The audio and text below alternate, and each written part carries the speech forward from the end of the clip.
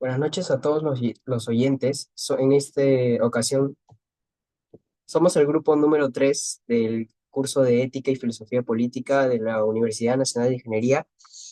En esta ocasión vamos a presentar el resumen y análisis del capítulo 5 del libro del pensamiento de los ingenieros sobre el Perú. Eh, Soy el estudiante Anthony Morales Cruz y comenzando con esta presentación. El capítulo habla sobre las industrias y la industrialización. Se exploran los puntos de vista del ingeniero Alaiza Paz Oldán y la Sociedad de Ingenieros del Perú sobre la industrialización. Hablando de la visión de la Sociedad de Ingenieros del Perú de 1921, ellos consideran que debido al incremento de la riqueza por el alza de precios durante la Primera Guerra Mundial, se ha cristalizado la aspiración de hacer entrar al país en una época de industrialización. A pesar de de las dificultades posteriores a la guerra, esta aspiración se mantuvo firme impulsada por la necesidad de emplear a un gran número de trabajadores desplazados de la agricultura y la minería. Además, fortaleció la idea de que el Perú debía abandonar su papel de mero exportador de materias primas para beneficiarse de la manufactura extranjera. Sin embargo, la sociedad señaló que tener capacidad económica, materias primas y mano de obra no era suficiente para la industrialización. Se requerían capitales, amplios centros de consumo y crucialmente estudios previos basados en estadísticas completas, incluyendo el cuerpo de minas y aguas. La sociedad enfatizó la gran importancia de los estudios estadísticos para fundamentar sólidamente la cuestión de la industrialización. La sociedad de ingenieros se pregunta si para impulsar la industrialización nacional es preciso recurrir a la acción proteccionista del Estado. Ellos piensan que sí, siempre y cuando el gobierno desempeñe una gestión controladora que hiciera realmente efectiva la finalidad deseada. Ahora analizamos la visión del ingeniero Francisco Laiza Paz Soldán. Él pensaba que el genio todo lo quiere, a todo se atreve y todo lo realiza mediante el esfuerzo ennoblecedor y fecundo de su gran colaborador, el trabajo. Alaiza tiene la idea de que la industrialización ofrece un empoderamiento sin límites del hombre sobre la naturaleza y que el hombre y la sociedad son perfectibles sin límites. Eh, Él describe la invención como resultado del trabajo profundo y la meditación de los investigadores, cuyas ideas iluminan a la sociedad. Los científicos alcanzan conocimientos a través del estudio atento y profundo de los hechos. La invención industrial surge de la estrecha relación entre academia y sector productivo y se protegen a los derechos sobre las invenciones, lo que acelera su número y variedad. Alaiza resalta la conexión beneficiosa entre la academia y la industria para los países más desarrollados. Se define la ciencia como la prolongación de la ciencia cuyo objetivo principal es satisfacer el anhelo de conocer y profundizar, además de movilizar las fuerzas naturales para una mayor producción y el bienestar humano. Se considera la ciencia como transformadora de la naturaleza, creadora de hábitos y modelo del espíritu democrático. Le doy paso a mi compañera para que continúe con los... Bueno, mi nombre es Adriana Cecilia Girón Vinces y voy a continuar con esta exposición, donde se habla que durante la guerra con Chile predominó la inseguridad. Esta situación impidió a la Escuela de Ingenieros realizar sus actividades con normalidad, pero restablecida la ley y la Constitución, la institución siguió con marcha regular. En ese entonces en el país no había una oficina que estudie las patentes y conserve la información pertinente. El ingeniero Eduardo de Javis ofrece a la escuela para así archivar y guardar los modelos y poder registrarlos, siendo esta una oficina oficial de patentes de la época, lo que contribuiría en dar la debida seguridad a la propiedad de los inventos y su fácil implantación en el Perú.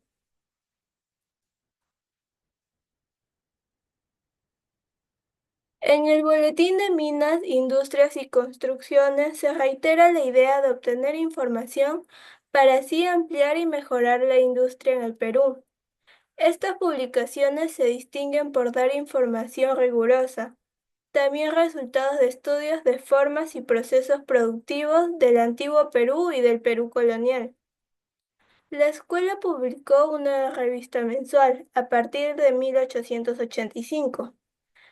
Esta se dedicó a informar y opinar sobre todo lo que interesa en el Perú. De 1885 a 1905, el boletín publicó aproximadamente 800 artículos, en los cuales tenía ingenieros e industriales más notables de la época como autores. Los temas tratados frecuentemente fueron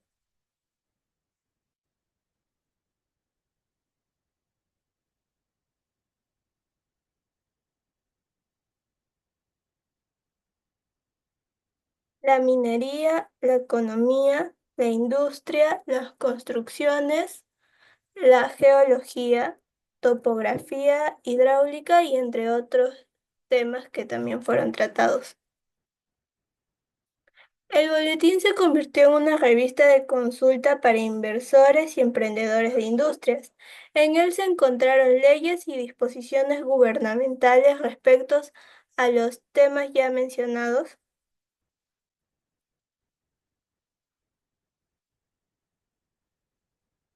El ingeniero Eduardo de Havish espera que el boletín sea una publicación útil para todas las industrias nacionales. Los temas destacados en procesos de modernización fundamentalmente son tres: la creación del Ministerio de Fomento en 1896, la aprobación del Código de Minería en 1900 y la introducción oficial del sistema métrico decimal. La Escuela de Ingenieros no fue la única institución en procesar esta información. Lo hizo también la Sociedad de Ingenieros del Perú, la Sociedad Nacional de Minería, el Cuerpo de Ingenieros de Minas y el Cuerpo de Ingenieros Civiles, la Sociedad Geográfica de Lima.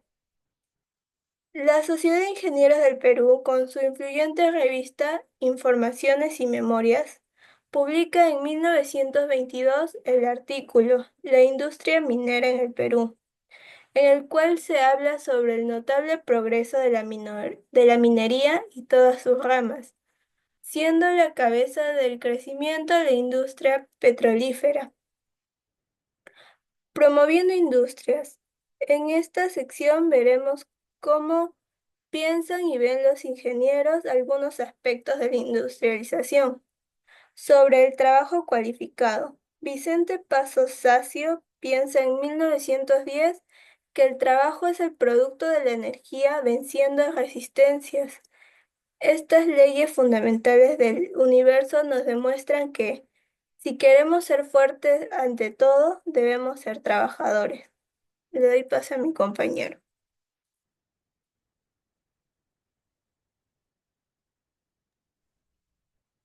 Buenas noches, les habla el alumno Ángelo Romero y voy a continuar con esta exposición. Se destaca el proceso histórico de su adopción entre 1918 y 1919 y los cuestionamientos posteriores sobre sus efectos en la producción industrial. Ricardo Tizón y Bueno señala que, aunque la reducción de jornada afectó a la producción textil, también influyeron otros factores como la baja eficiencia laboral y los frecuentes feriados. Además, recalca que la reforma debe complementarse con políticas estatales para el desarrollo físico, moral e intelectual de los trabajadores.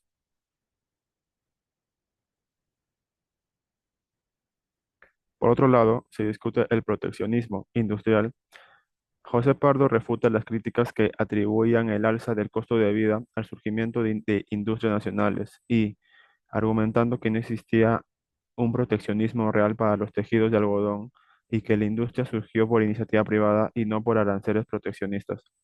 También sostiene que proteger la producción nacional beneficia a toda la sociedad. Por otro lado, el ingeniero Dueñas también defiende una política proteccionista, moderada para fomentar industrias como la de materiales de construcción, con intervención estatal para evitar monopolios y asegurar precios accesibles. También propone actualizar la legislación minera para eliminar privilegios feudales en sintonía con principios más democráticos y socialistas. En cuanto a las obras públicas, los ingenieros peruanos de la época abogaban por su agilización y supervisión eficiente, destacando la importancia de que las obras beneficien al bien común, involucren ingenieros locales y se controlen adecuadamente los costos.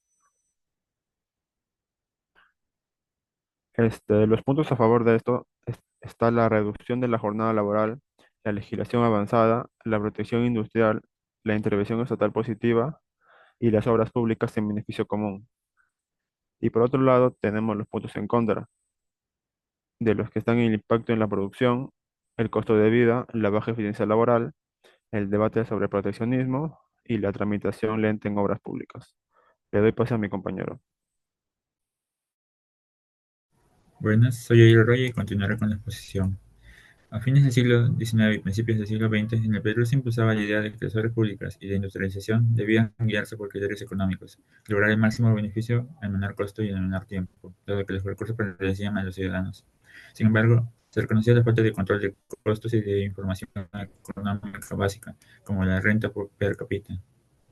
El Ministerio de Fomento y diversos autores como Carlos Cisneros promovieron el desarrollo de pequeñas industrias, aprovechando los abundantes recursos naturales del país. Se lamentaba la falta de iniciativa empresarial, de conocimiento técnico y de maquinarias que mantenía al país dependiendo de las importaciones. Se proponía fomentar industrias como la del jabón, cuero, perfumería, productos farmacéuticos y aprovechar hasta los residuos productivos.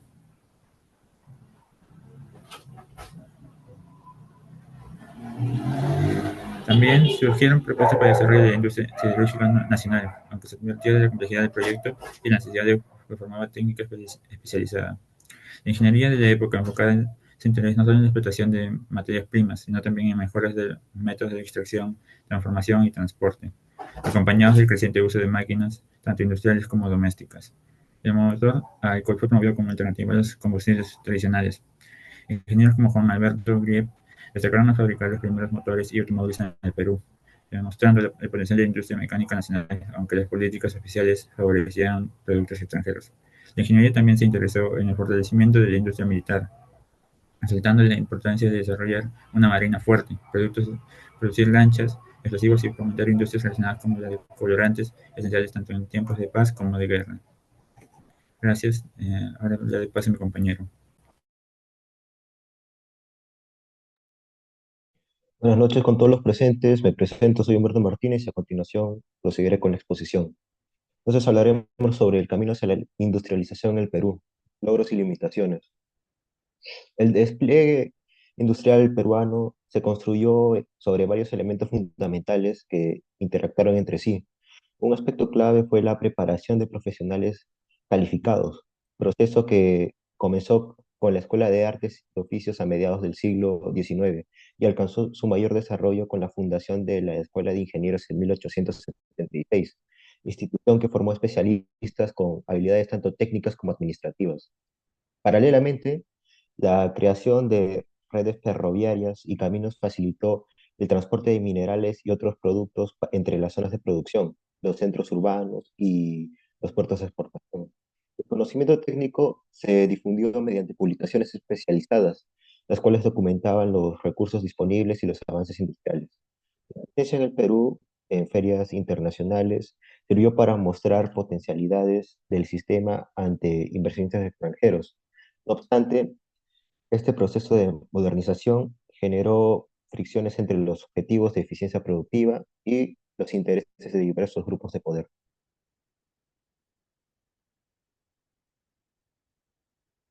Y a continuación hablaré sobre los obstáculos en el proceso de la industrialización. La transformación industrial encontró importantes barreras en su implementación. Las denuncias de profesionales como Tizón y Bueno revelaron graves problemas de gestión pública, donde el favoritismo y la corrupción obstaculizaban el desarrollo nacional. La economía peruana mostró una marcada dependencia de capitales y tecnologías provenientes del exterior, mientras que la falta de trabajadores especializados obligó a contratar expertos europeos. A pesar de estas dificultades, se establecieron instituciones formativas, como la Escuela de Agricultura a inicios del siglo XX. El modelo industrial que emergió logró algunos avances en modernización, pero mantuvo desequilibrios regionales y una fuerte orientación hacia la exportación de materias primas. Este patrón de desarrollo, aunque significó un avance respecto al periodo anterior, presentó claras limitaciones, las cuales afectarían la evolución económica posterior del país.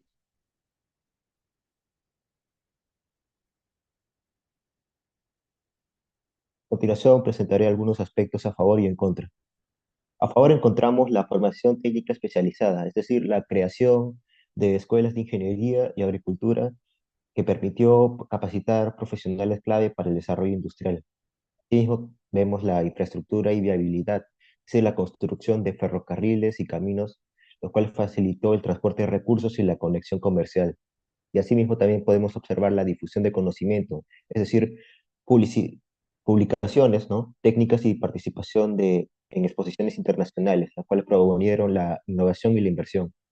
Entre algunos aspectos en contra, tenemos la corrupción estatal, es decir, la mala gestión de instituciones como el Ministerio de Fomento frenó el progreso industrial. También podemos ver la dependencia externa, es decir, la necesidad de capital y mano de obra extranjera, la cual limitó la autonomía del desarrollo industrial peruano. Asimismo, como conflictos de racionalización, tensiones entre los intereses económicos, políticos y técnicos, los cuales generaron descoordinación y desigualdades. Continuación, mi compañero. Buenas tardes, soy Uber Benavides Asensio y hablaré sobre la sección que me ha tocado, Industria del alcohol. En el contexto del gobierno de López de Romaña, en el 1 de noviembre de 1902 se lleva a cabo la exposición sobre el alcohol desnaturalizado y sus aplicaciones modernas a cargo del ingeniero Pedro Paulet. El alcohol puede ser empleado en servicios domésticos, agrícolas y mineros. En Perú puede ser extraído de todo producto, con azúcares como la uva, papa, caña, melaza y otras plantas. Pedro Paulet concluye que el alcohol se ve prometedor y con grandes cambios positivos en la mecánica rural.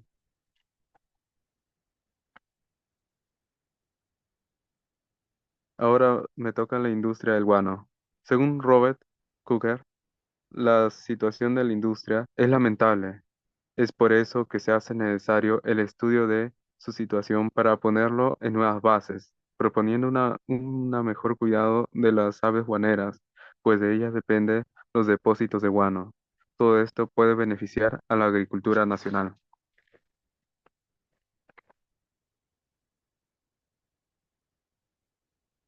Ahora me toca la industria de la goma elástica.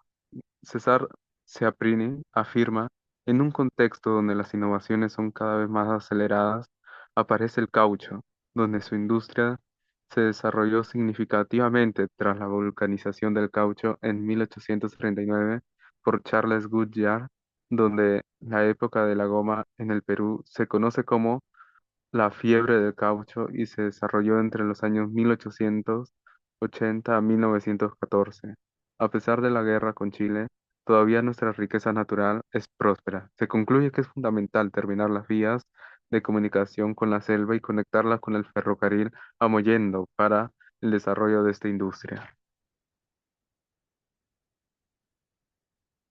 Según el ingeniero Enrique Dueñas, esta es la, esta está la necesidad de ver las perspectivas de las distintas industrias proveedoras de materiales pétreos de construcción, dejando en manos al cuerpo de ingenieros de minas y agua hacer los estudios necesarios, pues de por medio está la necesidad económica de hacerlo. Pero, ¿por qué solo materiales pétreos y no otros materiales? La respuesta sería por el atraso industrial que obliga a comprarlos del extranjero a precios más altos y esto se venía sufriendo en aquellas épocas y atrasaba la modernización de Lima. Concluye con la necesidad de impulsar y abaratar la industria de los materiales pétreos de construcción.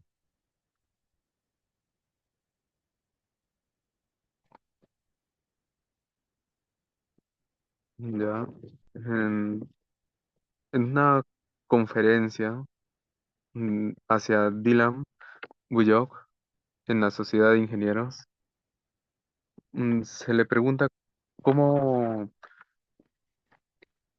cómo hacer que la industria ganadera del Perú pueda avanzar. De esto él responde que la montaña tiene un futuro próspero, pero aún no aprovechable, pues se necesita vías de comunicación y población que se enfoque en la ganadería.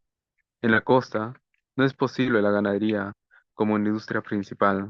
Sin embargo, en la sierra es la más prometedora por el momento, ya que esta es la más grande e importante, donde el potencial en esta industria se encuentra en la puna, donde se debería centrar en la ganadería lanar. Para ello se propone mejorar la raza de animales, cuidarlos y mejorar la vida de los ciudadanos indígenas y cuidadores. Dylan Bullock termina concluyendo que se hace necesario la cooperación entre el gobierno y los ganaderos, donde se debería incorporar adelantos y proteger a la industria nacional.